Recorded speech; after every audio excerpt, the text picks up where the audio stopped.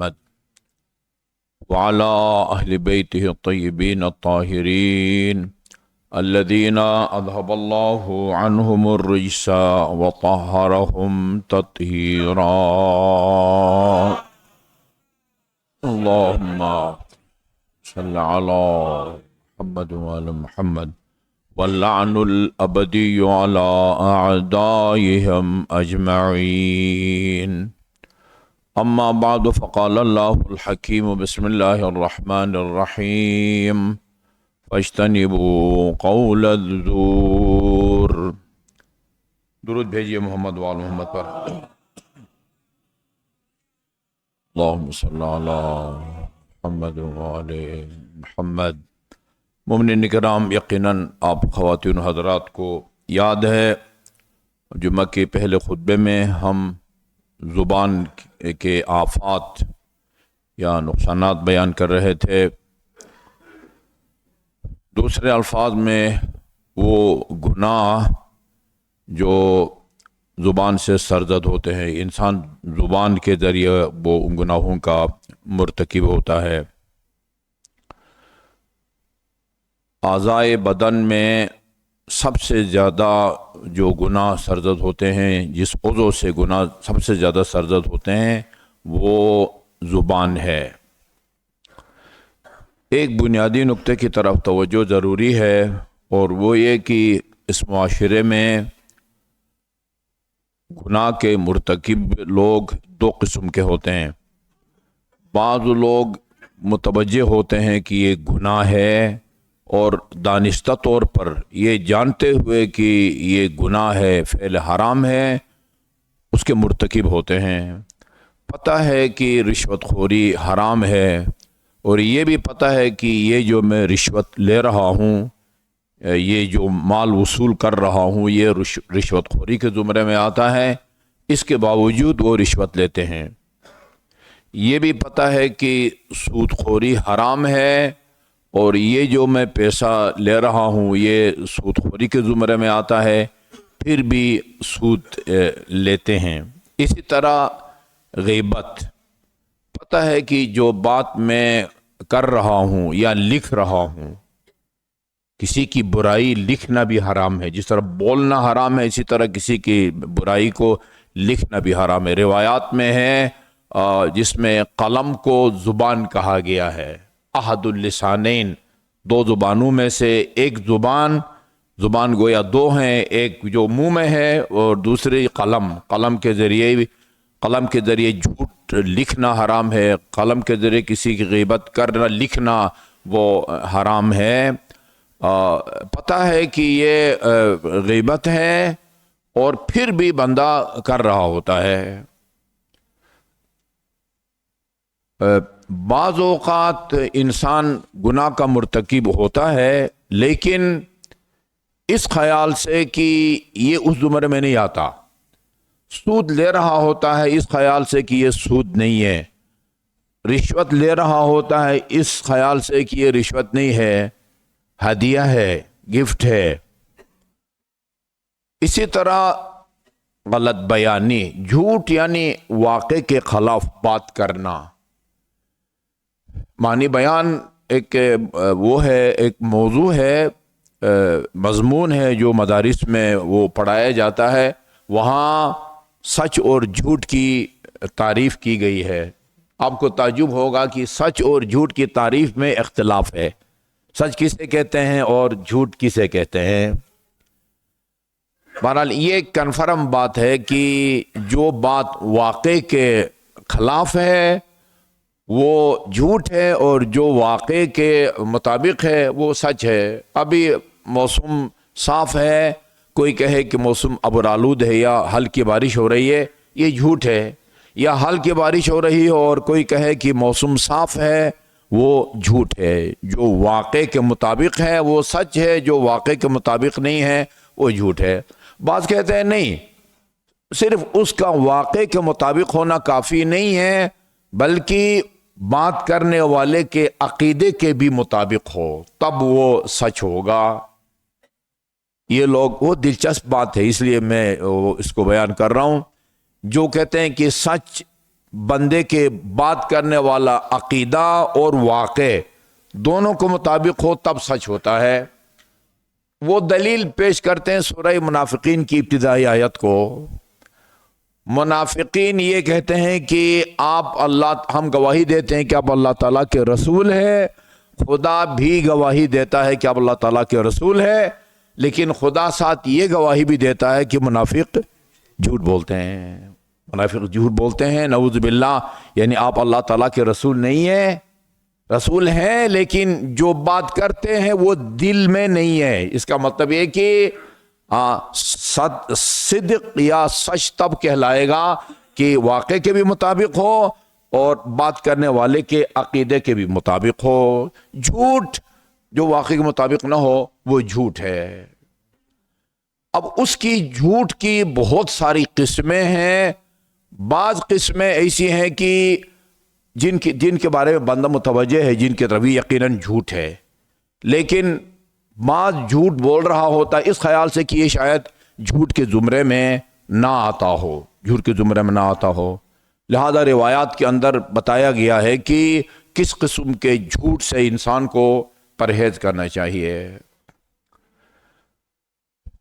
جس جھوٹ کے بارے میں انسان کو یہ خوش فہمی رہتی ہے کہ شاید یہ جھوٹ کے زمرے میں نہ آتا ہو، وہ مذاق میں جھوٹ بولنا ہے۔ مذاق میں وہ 2-4 روایتیں نوٹ کر کے لایا ہوں، اس میں بتایا گیا ہے کہ جھوٹ چاہے آپ یعنی جس کو کہتے ہیں نا سیریس ہو کے، سنجیدگی کو جد کہتے ہیں، اور ہنسی مذاق کو ہزل کہتے ہیں۔ ہے جس سے آپ جو ہے نا وہ لاہور لکھتے ہیں یا ہارون لکھتے ہیں، ہزل ہے دو چشمہ زے لام، یہ مذاق کو کہتے ہیں۔ جھوٹ سے بچو، جدی ہی و ہزلی ہی، چاہے آپ سنجیدگی میں اور سیریس ہو کے جھوٹ بولیں وہ بھی حرام ہے، اور ایسی ہنسی مذاق میں لوگوں کو ہنسانے کے لیے بھی اگر آپ جھوٹ بولتے ہیں وہ بھی جائز نہیں ہے اور حرام ہے۔ گناہان کبیرہ میں سے ہے۔ ایک مرتبہ اگر کوئی جھوٹ بولتا ہے وہ عادل نہیں رہتا، وہ نماز نہیں پڑھا سکتا، وہ کسی عدالت میں جا کے مدعی کی طرف سے گواہ نہیں بن سکتا۔ اگر کسی خاتون کو طلاق دی جا رہی ہو اور وہ وہاں گواہ بنے جھوٹا آدمی، تو وہ طلاق صحیح نہیں ہوگی۔ البتہ یہ پہلے بھی بارگاہ عرض کر چکا ہوں کہ عصمت اور عدالت میں فرق ہے۔ عصمت کوئی آنے جانے والی چیز نہیں ہے۔ خدا نے جس کو کوئی الہی منصب دینا ہو، نبی بنانا ہو، رسول بنانا ہو، امام بنانا ہو، اس کو معصوم پیدا فرماتا ہے۔ وہ اپنی جد و جہد، تزکیہ نفس یا ریاضت کے نتیجے میں عصمت کے مقام پر فائز نہیں ہوتا۔ اللہ اس کو معصوم پیدا فرماتا ہے اور معصوم اس دنیا سے اٹھتا ہے۔ کوئی گناہ ہے صغیرہ کبیرہ، بلکہ ہمارے عقیدے کے مطابق نسیان تک اس سے نہیں ہوتا۔ لیکن عدالت یہ آنے جانے والی چیز ہے۔ ایک آدمی وہ گناہ کرتا ہے، جھوٹ بولتا ہے اور وہ پھر پشیمان ہو جائے اور استغفار کرے، دل سے استغفار کرے، توبہ کرے۔ توبہ کی حقیقت ہی یہی ہے کہ پشیمان ہو، جو گناہ اسے سرزد ہوا اس پر پشیمان ہو، اور اس وقت اگر وہ مرتکب ہے کسی گناہ کا، فوری طور پر اس کو ترک کرے اور آئندہ نہ کرنے کا اللہ تعالیٰ سے عہد کرے۔ اس گناہ کے نتیجے میں اگر کسی کا اس کے ذمہ کوئی حق اللہ یا حق الناس واجب الادا رہ گیا ہے، اس کو ادا کرے۔ جو اس طرح توبہ کرے، ان حضرت صلی اللہ علیہ وسلم نے فرمایا التائب من الذنب کمن لا ذنب لہ، جو صدق دل سے توبہ کرتا ہے وہ اس طرح گناہوں سے پاک ہو جاتا ہے جیسے اس سے کوئی گناہ سرزد نہ ہوا ہو، یا بعض روایات میں ہے کیوم ولدتہ امہ، وہ اس طرح گناہوں سے پاک ہو جاتا ہے جیسے آج اس کی ولادت ہوئی ہو، آج ماں کے پیٹ سے جو ہے نا وہ پیدا ہوا ہو۔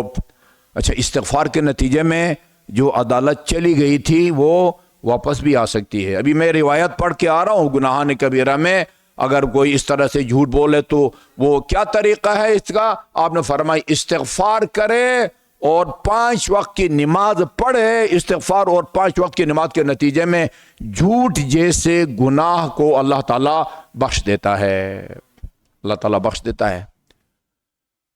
تو اگر وہ توبہ نہ کرے، غیبت کر کے یا وہ جھوٹ بول کے توبہ نہ کرے، کوئی ایسا عمل انجام نہیں دے سکتا بندہ جس میں عدالت شرط ہے، چونکہ یہ یقیناً گناہان کبیرہ میں سے ہے۔ عادل اسی کو کہتے ہیں کہ گناہ کبیرہ ایک مرتبہ بھی اسے سرزد نہ ہو اور بار بار گناہ صغیرہ کا ارتکاب نہ کرتا ہو۔ ایک آدھ گناہ صغیرہ سے عدالت نہیں جاتی، لیکن بار بار اگر گناہ صغیرہ کا مرتکب ہو تو انسان عادل نہیں رہتا۔ رسول مقبول صلی اللہ علیہ وآلہ وسلم کا فرمان ہے، اللہم صلی اللہ محمد وآل محمد۔ اچھا، یہ وہ جن کو گناہان کبیرہ بھی شمار کیا گیا ہے، ان سب کی سنگینی قباحت برابر نہیں ہے، لہذا کہا گیا ہے اکبر الکبائر، کبیروں میں بھی جو سب سے بڑا کبیرہ ہے ان کا الگ سے نام لیا گیا ہے، الگ سے نام لیا گیا ہے۔ جیسے کہتے ہیں نا، ایک آدمی کا قد کا لمبا ہے، قد کا لمبا ہے، کوئی 6 فٹ 7 فٹ بھی لمبا ہے، 8 بھی 9 بھی 10 بھی، یہ سب جو ہے نا وہ لمبے لمبے کہلاتے ہیں، یعنی ایک سے ایک، جیسے کہتے ہیں نا ایک سے ایک لمبا، ایک سے ایک بڑا گناہ۔ اللہ اخبرکم باکبر الکبائر، ان حضرت فرماتے میں تمہیں بتاؤں کہ گناہان کبیرہ میں جو سب سے بڑا گناہ ہے وہ کون کون سے ہیں؟ یہاں 3 گناہوں کا آپ نے ذکر کیا ہے۔ الاشراک باللہ، کسی کو خدا کا شریک بنانا، یا عبادت میں یا ربوبیت میں، خالقیت اور رازقیت میں جو صفات خدا کی ذات کے ساتھ مخصوص ہیں، کسی اور کو ان صفات میں خدا کا شریک قرار دیا جائے، یہ وہ شرک ہے کہ قرآن کی آیت کے مطابق اللہ تعالیٰ نہیں بخشتا۔ ان اللہ لا یغفر ان یشرک بہ ویغفر ما دون ذالک، شرک کے علاوہ باقی گناہوں کو بخش سکتا ہے، شرک ایسا گناہ ہے کہ خدا اس کو نہیں بخشتا۔ اور یہ میں عرض کر چکا ہوں کہ مشرک بھی اگر صدق دل سے توبہ کرے، مشرکانہ عقائد سے اگر وہ دستبردار ہو، اللہ اس کی توبہ کو بھی قبول فرماتا ہے، مسترد نہیں فرماتا۔ کوئی گناہ ایسا نہیں ہے کہ بندہ صدق دل سے توبہ کرے اور خدا وہ قبول نہ کرے۔ اور جتنے بھی مسلمان یا صحابہ کرام ہیں، یہ سارے کے سارے پیدائشی مسلمان نہیں تھے، مشرک تھے کئی سال، اور بعد میں وہ توبہ کی انہوں نے، اللہ نے بھی، آن حضرت نے بھی ان کے توبہ کو قبول کیا اور وہ پکے مسلمان بن گئے، پکے مسلمان بنے۔ لیکن سب سے بڑا جو گناہ ہے وہ الشرک باللہ ہے، اور وہ بڑے بڑے گناہوں میں عقوق الوالدین، عقوق الوالدین۔ 2-3 دن پہلے مجلس میں نے عرض کیا تھا کہ آنکھ کے مقابلے میں بار آتا ہے، ایک آنکھ والدین ہوتا ہے اور ایک بار والدین ہوتا ہے، والدین سے نیکی کرنے والا۔ اس لیے امام جعفر صادق علیہ السلام نے فرمایا، اللہم صلی اللہ محمد وعلی محمد، ما لکم لا تبرون بوالدیکم حیین او میتین، تمہیں کیا ہو گیا ہے کہ تم زندہ اور مرحوم والدین کے ساتھ نیکی نہیں کرتے؟ عرض کیا جو والدین اس دنیا میں نہیں رہے ان کے ساتھ نیکی کا کیا طریقہ ہے؟ بطور نمونہ، مثال کے طور پر 4 نیکیوں کا ذکر کیا ہے، ان 4 طریقوں سے والدین کے ساتھ نیکی کر سکتے ہو۔ نمبر 1، ان تصلوا عنہما، ان کی طرف سے نماز پڑھو، اگر نمازیں نہیں پڑھی ان کی طرف سے نماز پڑھو۔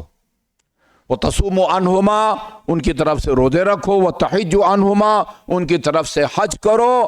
وتعتمروا عنہما، ان کی طرف سے عمرہ کرو۔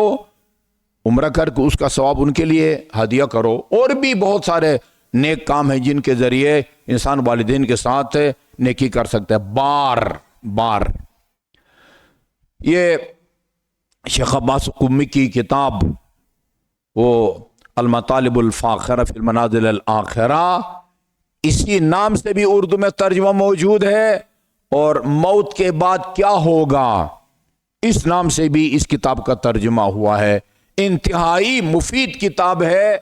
یعنی یہ جو آخرت کا سفر ہے وہ کہاں سے شروع ہوتا ہے اور کہاں پر جا کے ختم ہوتا ہے، سفر کی پہلی منزل میں کیا کیا مشکلات پیش آ سکتی ہیں اور ان کا مقابلہ کس طرح کیا جائے، اور اسی طرح قیامت تک جن جن مراحل سے گزر کے انسان خدا کی بارگاہ میں پہنچتا ہے وہاں کن کن مشکلات سے بندہ دوچار ہو سکتا ہے اور ان مشکلات سے نکلنے کا طریقہ کیا ہے. سب سے پہلی جو منزل ہے اس سفر آخرت کی وہ جانکنی کا ہے، جہاں اسرائیل اللہ تعالیٰ کے حکم سے آ کے انسان کی روح کو قبض کرتا ہے.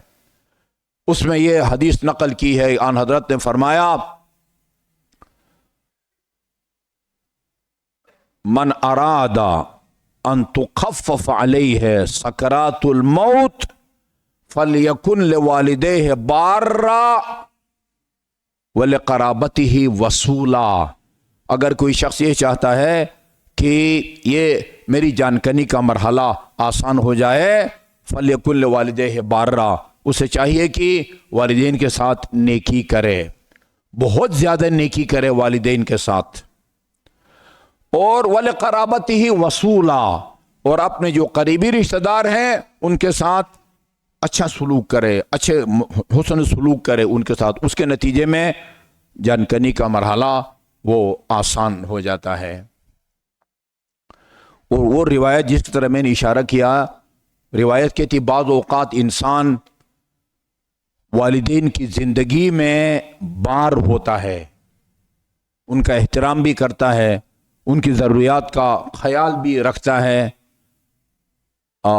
لیکن مرنے کے بعد والدین کی اس دنیا سے رخصت ہو جانے کے بعد وہ آگ ہو جاتا ہے. وہ کس طرح؟ والدین کی دنیا سے چلے جانے کے بعد ان کی طرف توجہ نہیں دیتا، ان کے لیے استغفار نہیں کرتا، ان کی ذمہ واجب الادا حقوق اللہ یا حقوق الناس کی پرواہ نہیں کرتا.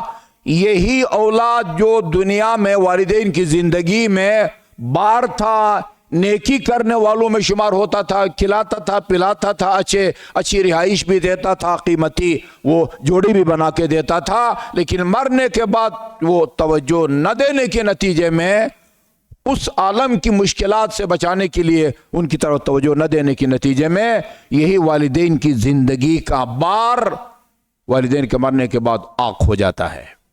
الٹ بھی ہے، ایک آدمی والدین کا زندگی میں خیال نہیں رکھتا تھا، ان کے کھانے پینے رہائش کا خیال نہیں رکھتا تھا، برتاؤ سلوک بھی اچھا نہیں تھا، لیکن والدین کے مرنے کے بعد وہ ان کی زندگی کا جائزہ لیتا ہے. میں کئی دفعہ یہ ایصال ثواب کی مجالس میں عرض کر چکا ہوں، اپنے مرحومین کی زندگی کا جائزہ لیں. واجبات کے پابند تھے نہیں تھے، نماز کے پابند تھے نہیں تھے، روزہ پابندی سے رکھتے تھے نہیں رکھتے تھے، حج بیت اللہ ان پر واجب تھا یا نہیں تھا، کسی کا کوئی حق ان کے ذمہ واجب ادا تھا نہیں تھا، اگر تھا ادا کر کے اس دنیا سے رخصت ہوئے ہیں یا ابھی تک ان کے ذمہ واجب الادا ہیں. اگر خیال نہیں رکھتا جی وہ بار ہو جاتا ہے، زندگی میں خیال نہیں رکھتا تھا، لیکن مرنے کے بعد ان کی زندگی کا اجازہ لیتا، ان کے لیے طلب مغفرت کرتا ہے، ان کے ذمے واجب الادا حقوق کو ادا کرتا ہے. یہ بندہ جو آگ تھا وہ والدین کے مرنے کے بعد بار ہو جاتا ہے. آگ ہونا اور بار ہونا یہ انسان کے اختیار میں ہے. اور اصول کافی کی یہ حدیث بھی آپ سن لیجئے، آق والدین کبھی تو زبانی کہہ دیتے ہیں جا میں نے تمہیں آق کر دیا، والد یا والدہ، کبھی اخبار میں آق نامہ چھپوا دیتے ہیں، فلان آدمی میں فلان ابن فلان شناختی کارڈ نمبر اتنا اپنے بیٹے کو آق کرتا ہوں، آج کے بعد اس کے کسی قول فعل کا میں ذمہ دار نہیں ہوں گا. ये आँख होता है। उसूल काफ़ी की रिवायत के मुताबिक इमाम जफ़र सादिक़ अलैहिस्सलातु वस्सलाम ने फरमाया, अल्लाहुम्मा सल्ली अला मुहम्मद व आल मुहम्मद, ये हदीस सबके लिए और खुसूसन उन खुशकिस्मत मोमिनीन मोमिनात के लिए कि जिनके वालिदैन बक़ैद हयात हैं।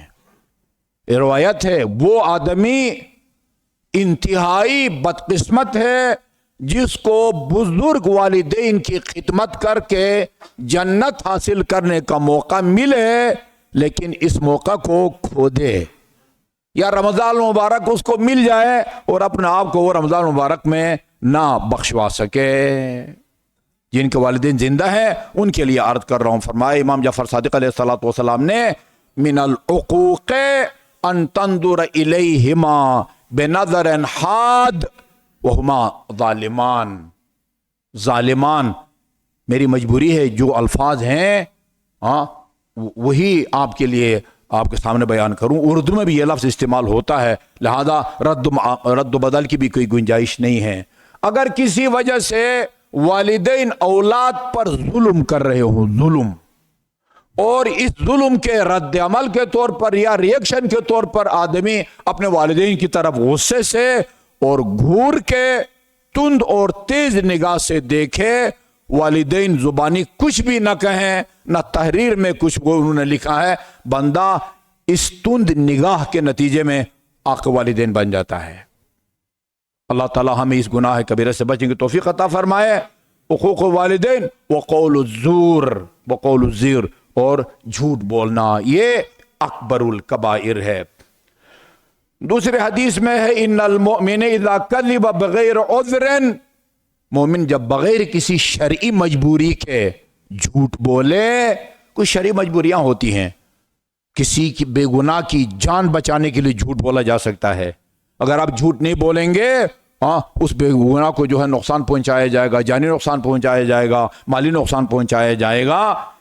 या मसलन दो आदमी में सुलह कराने की खातिर अगर आप झूठ बोलते हैं, ये शरई उज़्र है। बगैर किसी शरई उज़्र और जवाज के जो आदमी झूठ बोलता है, लाअनहु सबऊन अल्फ मलक, 70,000 फरिश्ते इस झूठ बोलने वाले पर लानत भेजते हैं। व खरज मिन क़ल्बिही नतनुन हत्ता बलगल अर्श, और उसके दिल से ऐसी बदबू उठती है जो अर्श तक पहुंचती है और आगे, और 70 ऐसे गुनाहों का अजाब उसके लिए लिख दिया जाता है जो कम अज कम काबिल जिक्र नहीं है इस मुकद्दस जो है ना वो मकाम पर।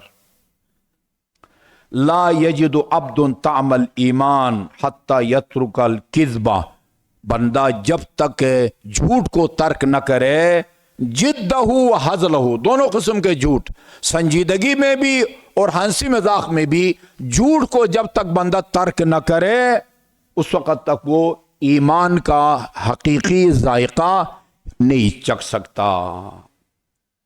और आखिरी रिवायत है, ला यस्लहु मिनल किज़्ब जिद्दुहु वला जिद्दन व हज़लन, यानी ना झूठ में, ना संजीदगी से झूठ में कोई मसलहत है, ना हंसी मजाक में झूठ में कोई मसला है। अच्छा, वला सबीयतन सुम्मा ला यफ़ी, और इसमें भी कोई मसलहत नहीं है कि आप छोटे बच्चों से कोई वादा करें, ये चीज़ तुम्हारे लेके आऊँगा, साइकिल लेके आऊँगा, टॉफ़ी लेके आऊँगा, चॉकलेट लेके आऊँगा, और उसके वादों को पूरा न करें। इसका भी हुक्म है, बच्चों से यह वादा न करो, अगर करना है तो फिर वादा को पूरा करो। अल्लाह ताला हमें इससे संगीन गुनाह से बचने की तौफीक अता फरमाए। औज़ु बिल्लाहि मिनश शैतानिर रजीम, बिस्मिल्लाहिर रहमानिर रहीम, वल अस्र इन्नल इंसान लफ़ी खुस्र इल्लल्लज़ीना आमनू व अमिलुस सालिहात व तवासौ बिल हक़्क़ व तवासौ बिस सब्र।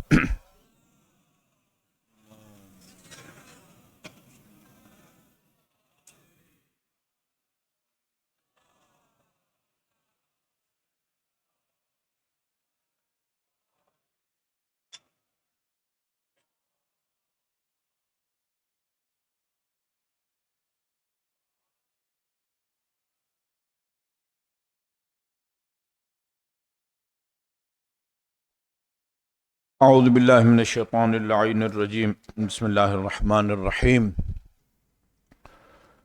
الحمد للہ رب العالمین والصلاة والسلام علی خیر خلقہ محمد وآلہ الطیبین الطاہرین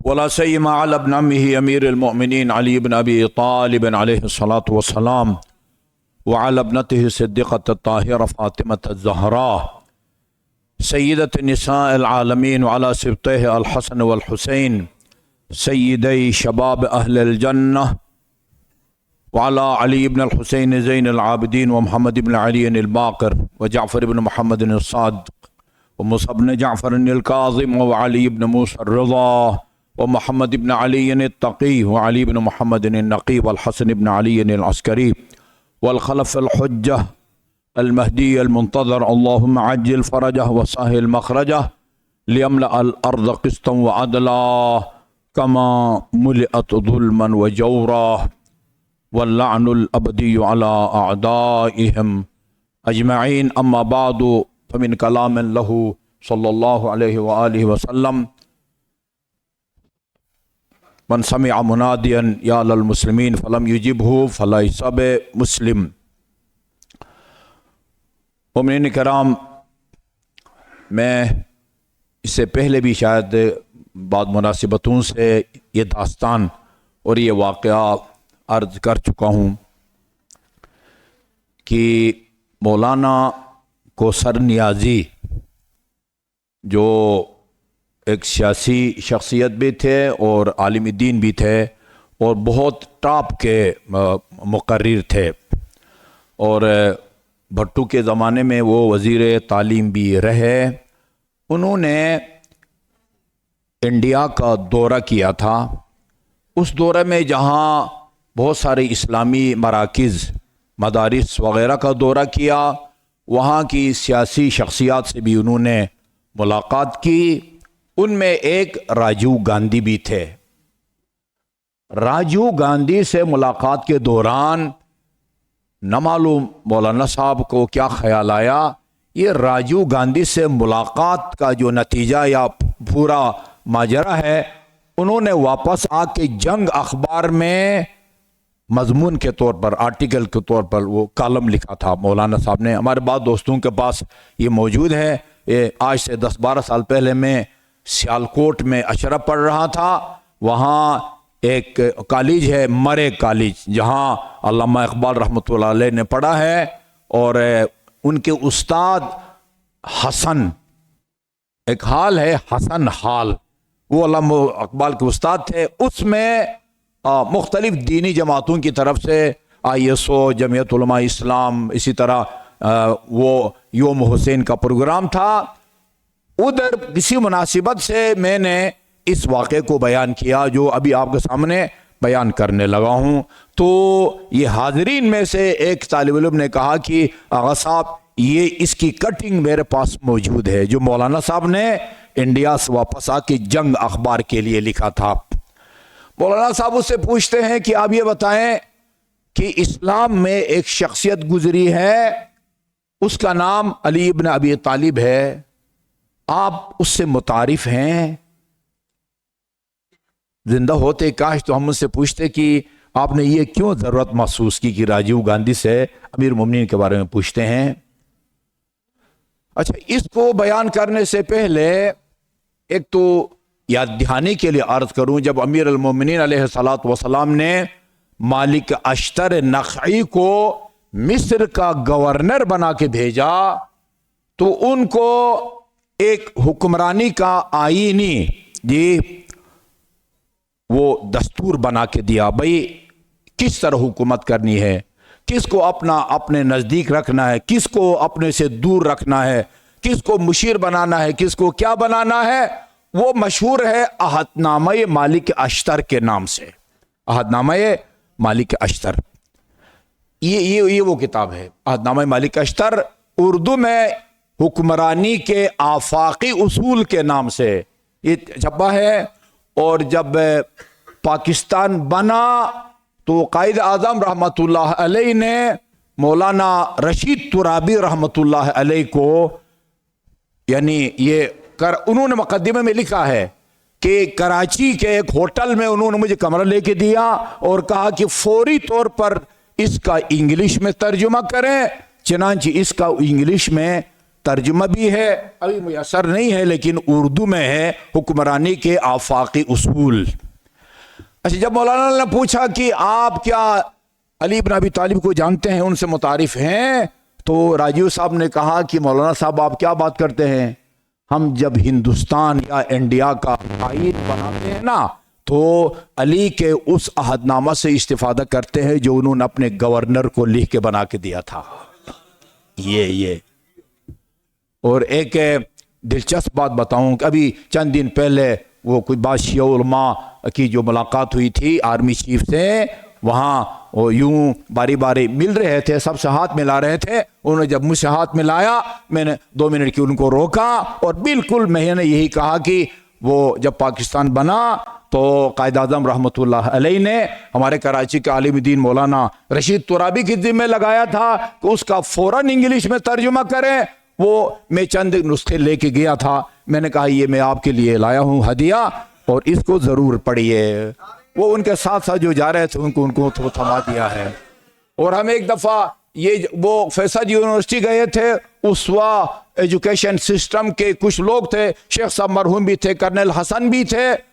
उस वक्त वो कौमी असम्बली के स्पीकर थे मलिक मेराज खालिद, और वो फैशन यूनिवर्सिटी में भी उनका कोई बड़ा वो था। उन्होंने बताया कि मैंने अब इंग्लिश में या उर्दू में मुझे याद नहीं है, कहा कि मैंने अपने तमाम वुज़रा और एमएनएज में इसको तकसीम किया है। और आपको पता है वो इतने बहुत ज़्यादा कोई मजहबी भी किस्म का आदमी भी नहीं थे, एक आज़ाद ख्याल आदमी थे, लेकिन वो ये समझते थे कि अगर कोई इस पर अमल करेगा, कोई हुक्मरान, मुल्क जो है वो अमन का गहवारा बन सकता है। इंग्लिश में भी है, छपा हुआ है, और उर्दू में भी मौजूद है। सबको इससे इस्तिफादा करना चाहिए। इसके अंदर जिम्मेदारियां हैं, अवाम की क्या जिम्मेदारियां हैं, फौज की क्या अहमियत है, फौज की क्या जिम्मेदारियां हैं, वो सारी अमीर मोमिनीन ने यहाँ वो बयान की हैं। मैंने गुज़श्ता एक जुमा में भी अर्ज किया था कि इस वक्त हर दौर में इत्तेहाद की ज़रूरत रही है, हर दौर में इत्तेहाद बैन मुस्लिमीन की ज़रूरत रही है, लेकिन यानी जिस इत्तेहाद की आज ज़रूरत है शायद इससे पहले कभी इतनी ज़रूरत महसूस न हुई हो। लेकिन निहायत अफसोस से ये कहना पड़ता है आज के दौर में भी सोशल मीडिया के दौर में भी, जब हर चीज़ खुल के सामने आ गई है, दूध का दूध पानी का पानी, आज भी सोशल मीडिया पर ऐसे यानी शरपसंद और मुसलमानों में मुनाफरत फैलाने वाले मौजूद हैं जो आज भी कह रहे हैं, अभी 2 दिन पहले मैंने सुना है, आज भी अलबत्ता अरब चैनल था वो, आज भी ये कह रहे हैं कि शिया वो जब आखिरी रकात में अस्सलाम वालेकुम व रहमतुल्लाहि व बरकातहू कहते हैं, 3 दफ़ा ऊपर हाथ उठाते हैं और 3 दफ़ा कहते हैं जिब्राइल अमीन ने ख़यानत की, जिब्राइल अमीन ने ख़यानत की, जिब्राइल अमीन ने ख़यानत की। अभी भी आज भी इस सोच के लोग मौजूद हैं, अभी भी इस सोच के लोग मौजूद है कि शियों का कुरान जो है वो 40 सपारों का है। वो सारी दुनिया की लाइब्रेरियां, मसाजिद शियों के, वो छापे मारो, देखो कहीं से कोई नुस्खा मिलता है जिसमें वो 40 सपारे हों। वो इंडिया के एक मौलाना अब्दुल रहीम हैं जो अपने इल्मी तबहुर की वजह से इमामुल हिंद कहलाते हैं। उनकी एक जबरदस्त किताब है इजहारुल हक, नोट कीजिए इजहारुल हक, उसका 3 जिल्दों में उर्दू में तर्जुमा हुआ है बाइबल से कुरान तक। एक दफा मैंने नाम सुना हुआ था इस तर्जुमे का, मरहूम हो गए, हमारे पहले सफ में एक साहब होते थे, और उन्होंने 3 जिल्द मुझे उर्दू बाजार से खरीद के वो दी उसकी तर्जुमा, और मौलाना तकी उस्मानी का उसके ऊपर मुकद्दिमा भी है। उसके अंदर जहां तहरीफ कुरान का जिक्र है, कुरान में कोई रद्द बदल हुआ है या वही कुरान मौजूद है आज मुसलमानों के हाथों में जो अन हज़रत के क़ल्ब पाक पर नाजिल हुआ था, उसमें एक चैप्टर है जिसमें कुरान के बारे में शियों का अक़ीदा बयान किया है। हमारे 10-12 सफ़ अव्वल के उलमाए कराम, शेख तूसी, आमुली, सैयद अलमुल हुदा, मुर्तज़ा अलमुल हुदा, उनकी अरबी इबारतों को नकल किया है और फरमाया है कि शिया इसी कुरान को कुरान मानते हैं जो आज मुसलमानों के घरों में जो आपके उनके मसाजिद के अंदर मौजूद हैं। शिया तहरीफ कुरान के कायल नहीं है। लेकिन आपको ताज्जुब भी होगा और अफसोस भी होगा कि एक हिंदुस्तान का लिखने वाला मौलवी अब्दुल रहीम, उसकी किताब को एक इस्लामी मुल्क ने छापा है, दोबारा छापा है, बाकी सारी बातें छापी हैं। वो चैप्टर जिसमें उन्होंने ये साबित किया है कि शिया उसी कुरान को मानता है जिसको अहले सुन्नत मानता है, इस चैप्टर को किताब से निकाल दिया है। और ये जो तर्जुमा हुआ है ना, वो अल्हम्दुलिल्लाह ओरिजिनल किताब का तर्जुमा है। तीसरी जिल्द में आप देखेंगे वो सारी इबारतें उसके अंदर जो है ना वो मौजूद हैं। लेकिन आज भी इनका कुरान 40 सपारे का है। अच्छा जी, वो इल्ज़ामात जो अभी लग रहे हैं, मैंने मेरा ख्याल 2-3 जुमा पहले अर्ज किया था, उस बंदे खुदा इंतहाई गैर जिम्मेदार आदमी, कोई हकीकत नहीं है उसके बयान में, सब बेबुनियाद बातें करता है। मैंने कहा था कि वो वहाँ शियों को जो है ना कत्ल आम किया है, इन्होंने ईरानियों ने शियों को कत्ल आम किया है, ज़ैनबियों ने शियों को कत्ल आम किया है। अभी आपने सुना होगा वो हाफिज सईद, उनका एक बयान आ चुका है, वो क्लिप आ चुकी है कि इन्होंने जो है ना वो किस तरह मुसलमानों को मारा है। मोसिल जहां नमूने के तौर पर भी एक घर शियों का नहीं है, मोसिल के मुसलमान वहां से निकल के कोई नजफ में, कोई करबला में वो कारोबार करते थे, वो टैक्सियां चलाते थे उनके शर से अपने आप को बचाने के लिए। ये सिर्फ मुसलमानों में तफरीका फैलाने के लिए और वो जो है ना वो अहले सुन्नत मुसलमानों को शियों से मुतनफिर करने के लिए। एक नई क्लिप जो जिसमें वो चीख रहे थे, वो कहते हैं कि इनके नजदीक मालिक अश्तर हीरो है और उसको हजरत उस्मान का कातिल डिक्लेयर कर दिया है, उसको ये अपना वो चैंपियन मानते हैं। और इतना बड़ा झूठ बोला है, लानतुल्लाह अलल काज़िबीन। हजरत अली उसके बारे में कहते थे कि क्या करूं, इसको मैं कत्ल कर दूं। बाबा मिस्र का गवर्नर बना के ये दस्तूर उनको बना के दिया है मालिक अश्तर को। और नहजुल बलागा में है, फरमाते हैं कि अगर मालिक अश्तर कोई पहाड़ होता, कोई आम पहाड़ न होता, सर्ब फलक पहाड़ होता। मालिक अश्तर कोई पत्थर होता, कोई आम नरम पत्थर न होता, एक ठोस पत्थर न होता जिसको तोड़ना इतना आसान नहीं होता। फरमाते हैं कि उसकी रफ्तार तक तेज रफ्तार घोड़े भी उसकी रफ्तार का मुकाबला नहीं कर सकते। और अजीब जुमला है, मैं रात को हिल गया उसको पढ़ के। नहजुल बलागा की पहली जिल्द में हजरत अली अपने बारे में फरमाते हैं, यनहदरु अन्नी सैल ला यरका इलैया तैर, मेरे सीने से इल्म और हिकमत के सैलाब बहते हैं, सैलाब। ला यरका इलैया तैर, मेरी बुलंदियों तक किसी की फिक्र का क्या, जब परिंदा है ना वो परवाज करके उसकी रसाई हासिल नहीं हो सकती। यही इस तरह का जुमला मालिक अश्तर के बारे में भी, परिंदा परवाज करके मालिक अश्तर की बुलंदियों तक नहीं पहुंच सकता। और अजीब जुमला है, बहुत मुश्किल है उसका हजम होना। फरमाते हैं काना ली कमा कुन्तु ले रसूलिल्लाह, मालिक अश्तर मेरे लिए ऐसा था जैसा मैं रसूल खुदा के लिए था। जी दस्तो बाजू थे जी। ये अली के दुश्मन का कौल है। अली के 2 बाजू थे, 2 यमीनैन का लफ्ज इस्तेमाल हुआ है, 2 दाएं बाजू थे। एक दायां बाजू सिफीन में कट गया यानी अम्मार यासिर, और एक उस वक़्त कहा जब मालिक अश्तर को जहर दे के शहीद किया गया।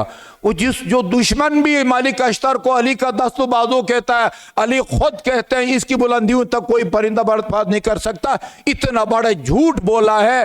कहते हैं कि भाई हम क्या करूं, ये मालिक अश्तर को मैं कत्ल कर दूं, यह मेरी की तरफ गलत निस्बत है। मुसलमानों में जहां उल्फत पैदा करने की जरूरत है, इसने कसम खाई हुई है कि मैं मुनाफरत ही फैलाता रहूंगा। جی اللہ تعالیٰ جو قابل ہدایت ہے ان کو ہدایت دے، اور جو مسلمانوں میں منافرت پھیلانے کی کوشش کر رہے ہیں، ہمیں ضرورت اس بات کی ہے کہ ہم زیادہ سے زیادہ مشترکات کو اجاگر کریں، اور اختلافی مسائل ان کا تعلق چاہے عقائد سے ہو یا فروع دین عبادات سے ہوں، ان کو اتنا ہائی لائٹ نہ کریں، مشترکات کو جو ہے نا وہ ہائی لائٹ کریں۔ چنانچہ میں نے آپ کو بتایا تھا یکساں نصاب میں جو ہم نے کام کیا ہے، 5ویں سے لے کر 10ویں تک کی جو اسلامیات ہے، اس میں نظر ثانی کے لیے وہ جو کمیٹی بنی تھی اس میں آپ کی طرف سے میں بیٹھا ہوا تھا۔ وہاں میں نے دیکھا کہ جتنی بھی وہ حدیث نبوی کے نام سے روایات ہیں، بعد مضامین کے آخر میں بکس کے اندر حدیث نبوی، اس میں وہ حوالہ ہے، کسی میں صحیح مسلم کا ہے، کسی میں بخاری کا ہے، کسی میں سنن ابو داود کا ہے، سنن ابن ماجہ کا ہے، سیم یہی عبارت انہی عربی الفاظ اور متن کے ساتھ ہماری کتابوں کے اندر بھی موجود ہے۔ میں نے پہلی میٹنگ میں کہا، جو ہمارے ساتھی تھے اہل سنت کے، بریلوی ہوں یا اہل حدیث یا دیوبندی، میں نے کہا دیکھیں یہ روایت اسی متن کے ساتھ ہماری کتابیں بھی موجود ہے، لہذا آپ ایسا کریں جہاں آپ کی کتاب کا حوالہ ہے میں اپنی کتاب کا حوالہ دوں گا، کوئی بہار میں ہے، کوئی اصول کافی میں ہے، کوئی وسائل شیعہ میں ہے، کوئی ہمارے کتب آبا سے کتاب میں سے، تقریباً کم سے کم 353 ایسی مشترک روایات ہیں جو ہماری کتابوں میں بھی ہیں اور اہل سنت کی کتابوں میں، ایک مضمون کے ساتھ۔ اس پر تو ابھی کسی نے کوئی اعتراض نہیں کیا، لیکن جو ترجمہ قرآن تیار ہوا ہے اس میں جو ہے نا ان کو بھی تکلیف ہو رہی ہے کہ بھئی یہ اس میں ان کی کتابوں کا نام کیوں آ گیا ہے، اور کچھ نہیں بھئی ان کی کتابوں کا نام کیوں آ گیا ہے۔ ہماری کتابیں آپ کو کیا کہتی ہیں بھئی؟ اتحاد بین المسلمین کی طرف کتنا اہم قدم ہے کہ بھئی سینکڑوں روایات ایسی ہیں کہ جن کا مضمون آپ کی کتابوں میں بھی ہے اور ہماری کتابوں میں بھی ہے، ان کو ہائی لائٹ کرنے کی بجائے کہتے نہیں ہمیں یہ گوارا نہیں ہے۔ ایک حساس ادارے کے آفیسر بھی ہمارے ساتھ اس کمیٹی موجود تھے، انہوں نے بتایا کہ لاہور میں علماء کرام کے ساتھ ایک میٹنگ تھی، انہوں نے مجھ سے کہا کہ فلان صاحب یہ آپ نے کیا کیا ہے، ان کے اصول کافی کو، بہار انوار کو آپ نے وہ بخاری کے مقابلے میں لا کھڑا کر دیا ہے۔ کہتے میں نے ان سے کہا کہ بھئی وہ کمیٹی میں آپ کے جو نمائندہ علماء کرام ہیں ان کو اگر کوئی اعتراض نہیں ہے تو آپ کو بھی اعتراض کا حق نہیں پہنچتا، ان کو اعتراض کرنا چاہیے، وہ آپ کی نمائندگی ادھر کر رہے ہیں، لہذا باہر بیٹھ کر آپ کو اعتراض کرنے کی ضرورت نہیں ہے۔ وقت کا اہم تقاضا ہے کہ ہم مشترکات پر توجہ دیں اور اختلافی مسائل چاہے ان کا تعلق عقائد سے ہو یا عبادات سے ہو، ان کو اتنا جو ہے نا وہ ہائی لائٹ وہ نہ کریں۔